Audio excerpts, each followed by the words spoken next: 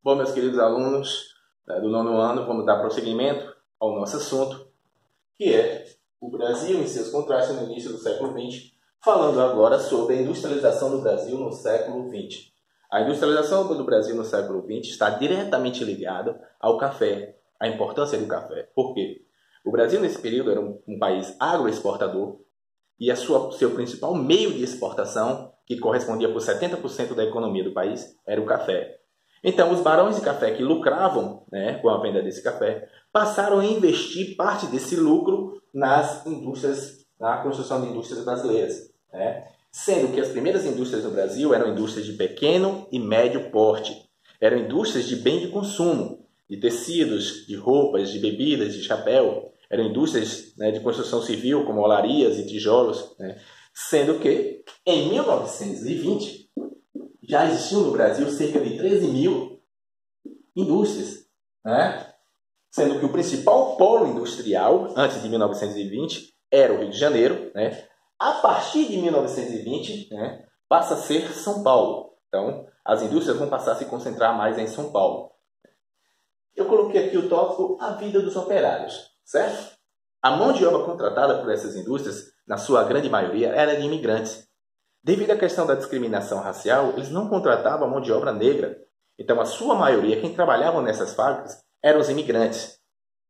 Como o trabalho nessas fábricas era, de certa forma, muito precário, porque nesse período não existiam leis trabalhistas, ou seja, longas jornadas de trabalho, chegavam a 16 horas diárias, baixos salários, os locais eram insalubres, não tinha aposentadoria, não tinha férias remuneradas. Muitas dessas empresas, ou seja, muitas dessas indústrias contratavam mulheres e crianças porque pagavam menos. As crianças sofriam até castigos físicos. Diante de toda essa situação, os imigrantes que tinham conhecimento de luta sindical na Europa e eram influenciados por ideias do socialismo e anarquismo, eles trouxeram essas ideias para o Brasil. Então, no Brasil também começaram a criar sindicatos e associações para lutar pelo direito do trabalhador. E o trabalhador começou a lutar pelos seus direitos a partir das greves.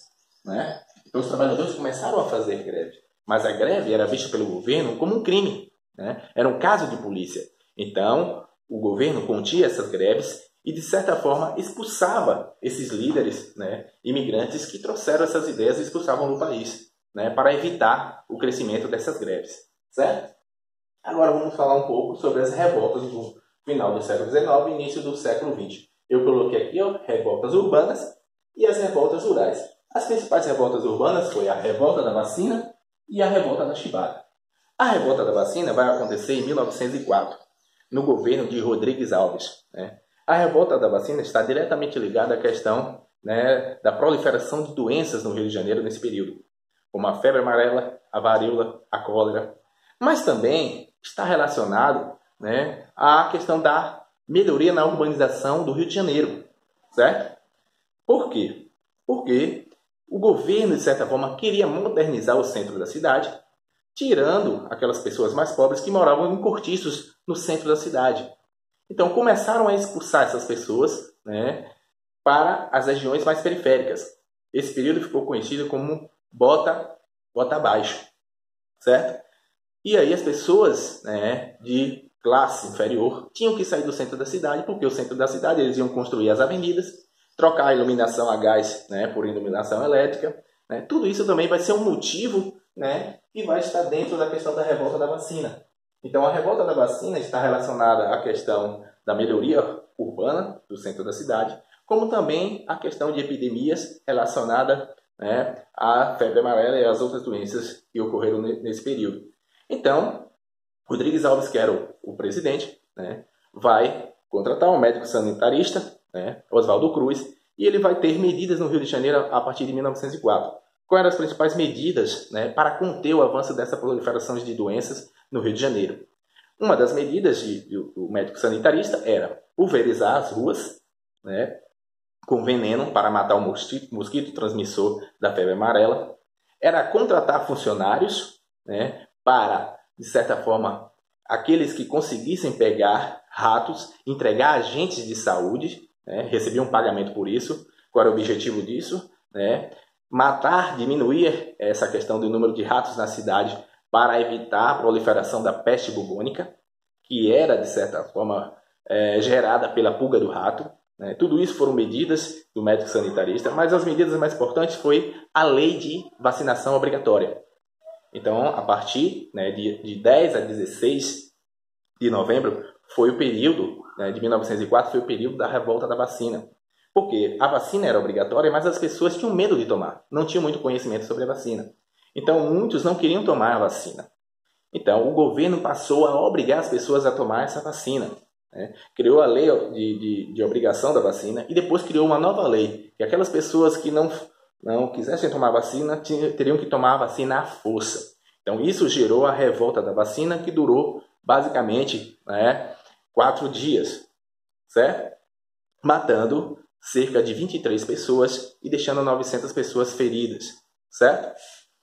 Depois vamos ter a revolta da Chibata, que vai acontecer em 1910. Né? O que foi isso?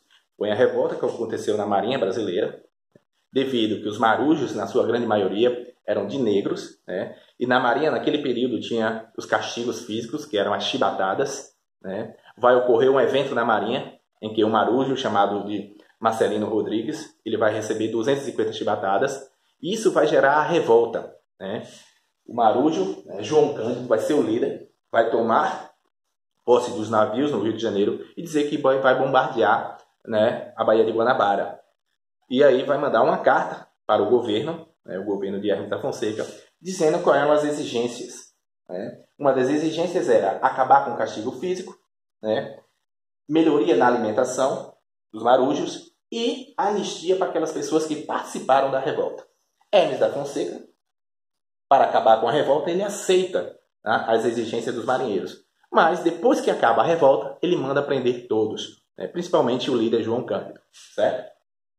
Depois vamos ter as chamadas revoltas rurais, a Guerra de Canudos e a Guerra do Contestado. Então, essas guerras são também conhecidas como movimentos messiânicos, né, porque os líderes eram considerados como líderes religiosos, como se fossem porta-voz de Deus.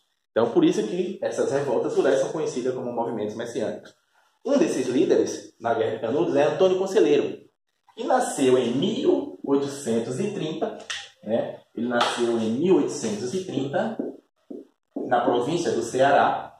Chegou, né, ao sertão em 1870, né? Passou a peregrinar sobre o sertão, né? E se fixou, né, em Canudos, criando o Arraial de Belo Monte, onde teve cerca de 30 mil participantes, que eram sem terras, né, ex-escravos. Todos passaram a viver nesse arraial. Né, aquelas pessoas que estavam fugindo da questão da miséria e buscando uma palavra de conforto, porque ele, de certa forma, por ser um líder considerado um beato, né, falava palavras relacionadas à questão religiosa, de esperança para aquela população, né, mais miserável. Isso fez com que o governo, que estava no seu início, que era a política do café com leite, de Prudente de Moraes, querer combater o crescimento desse arraial, achando que as ideias de Antônio Conselheiro poderiam proliferar para outras regiões do país. Então ele manda expedições para acabar, né, com o Arraial de Belo Monte. Ele mandou a primeira, a segunda e a terceira, e essas expedições não conseguiram acabar, né, com a revolta. Só na quarta expedição, com 8 mil soldados, que, de certa forma, destruiu o Arraial de Belo Monte, matando mais de 25 mil pessoas. Certo? Depois vamos ter a Guerra do Contestado. Essa Guerra do Contestado, né, vai se concentrar numa região entre os estados, né, de Paraná e Santa Catarina. Né? Essa guerra está relacionada por a concentração de uma floresta muito rica, né, e da produção da erva mate.